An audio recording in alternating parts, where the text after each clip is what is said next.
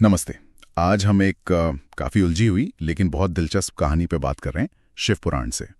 सवाल ये है कि भगवान विष्णु जो सर्वज्ञ हैं, वो दक्ष के उस यज्ञ में क्यों गए, खासकर तब जब वहाँ शिवजी का अपमान हुआ।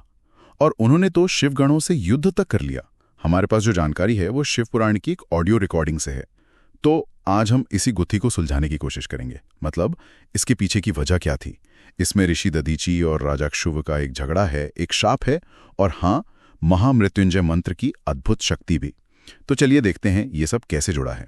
अच्छा, तो ये बात शुरू हुई थी नारद जी के एक सवाल से, है ना। उन्होंने ब्रह्मा जी से पूछा कि भाई विष्णु जी तो सब जानते हैं, फिर वो दक्ष के यज्ञ में पहुंचे कैसे। क्या उन्हें शिवजी के प्रताप का, उनके क्रोध का अंदाजा नहीं था, खासकर जब शिवजी को बुलाया ही नहीं गया था। झगड़े में विष्णु जी ने राजा क्षु का साथ दे दिया था। इससे दधीची ऋषि इतने नाराज हुए कि उन्होंने विष्णु को श्राप दे दिया।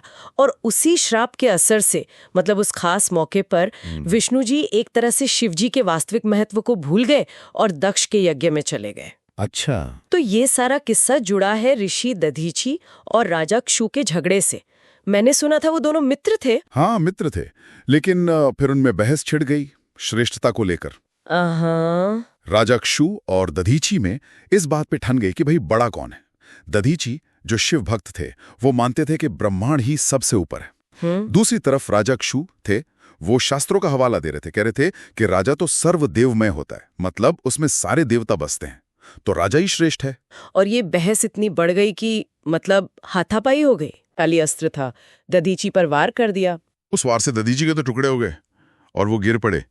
लेकिन गिरते गिरते उन्होंने शुक्राचार्य को याद किया, जो भृगु ऋषि के वंशज थे। हाँ, शुक्राचार्य। और फिर वो आए और उन्होंने तो कमाल ही कर दिया, सुना है। बिल्कुल, शुक्राचार्य वहां पहुंचे, उन्होंने फौरन दधीची के शरीर को फिर से जोड़ा और उन्हें जीवित कर दिया। और सिर्फ यही नहीं, उन्होंने दधीची को वो विद्या दी जिससे मृत्यु पर विजय पाई जा सकती है, महामृत्युंजय विद्या, और उसका मंत्र। ओहो, वही प्रसिद्ध ओम त्र्यंबकम यजामहे वाला मंत्र। हाँ, वही।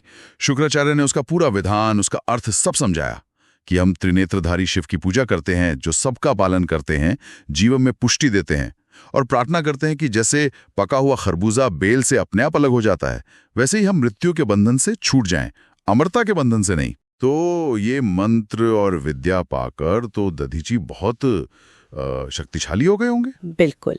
उन्होंने फिर कठोर तपस्या की, मंत्र का जाप किया और शिवजी को प्रसन्न कर लिया। शिवजी खुद प्रकट हुए और उन्होंने दधीची को 3 वरदान दिए। 3 वरदान? जी। क्या थे वो? पहला कि उनकी हड्डियां वज्र की तरह मजबूत हो जाएं।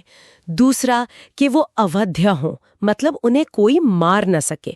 और तीसरा कि वो अधीन रहें, यानी उन्हें कभी किसी के सामने झुकना ना पड़े, कभी दीनता न देखनी पड़े। अरे वाह, फिर तो उन्होंने राजा क्षुभ को जरूर सबक सिखाया होगा इन वरदानों के बाद। हाँ बिल्कुल, वरदान मिलते ही दधीची सीधे राजा क्षुभ के पास गए और इस बार उन्होंने क्षुभ के सिर पर लात मार दी। क्या बात है। हाँ, क्षुभ को फिर गुस्सा आया, उसने फिर से वज्र चलाया, लेकिन इस बार क्या था, शिवजी का वरदान था। वज्र दधीची से टकराकर बेकार हो गया, उन्हें एक खरोंच तक नहीं आई। क्षुभ तो देखकर हैरान रह गया, बिल्कुल पराजित महसूस करने लगा। तब क्षुभ ने विष्णु जी की मदद ली होगी हार कर। हाँ बिल्कुल, हार कर क्षुभ सीधा भगवान विष्णु के पास पहुंचे। उनसे प्रार्थना की कि भाई दधीची को किसी तरह वश में करो। अब देखो, यहाँ बात थोड़ी और उलझती है। विष्णु जी जानते थे दधीची की शक्ति को, खासकर शिव भक्तों की ताकत को।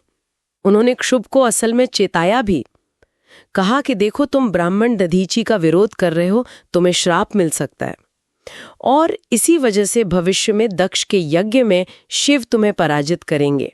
हैं? ये तो बड़ी अजीब बात है। मतलब विष्णु जी ने चेतावनी दी फिर भी मदद की, क्यों? हाँ, चेतावनी तो दी, लेकिन क्षुभ ने शायद बहुत ज्यादा आग्रह किया होगा। एक राजा का अनुरोध था, तो शास्त्रों के अनुसार विष्णु जी ने क्षुभ की खातिर अकेले ही दधीची को जीतने की कोशिश करने का वादा कर दिया। और बस इसी कोशिश में जब उनका सामना दधीची से हुआ, तो क्रोधित दधीची ने उन्हें वही श्राप दे डाला जिसकी बात हम शुरू में कर रहे थे, कि वो शिव के प्रभाव और महत्व को भूल जाएंगे। हाँ, कि वो शिव के वास्तविक स्वरूप और उनकी महिमा को भूल जाएंगे। अच्छा, तो ये सारी कड़ियां ऐसे जुड़ती हैं। मतलब दधीची शुभ का झगड़ा, फिर वो महामृत्युंजय मंत्र, शिवजी के वरदान और आखिर में विष्णु जी को मिला श्राप। इन सब ने मिलकर वो हालत पैदा की कि विष्णु जी दक्ष के यज्ञ में शिव का महत्व भूल कर चले गए। बिल्कुल सही। ये कहानी दिखाती है कि कर्म, वरदान, श्राप ये सब कैसे एक दूसरे से गुंथे हुए हैं, इनका जाल कितना जटिल है।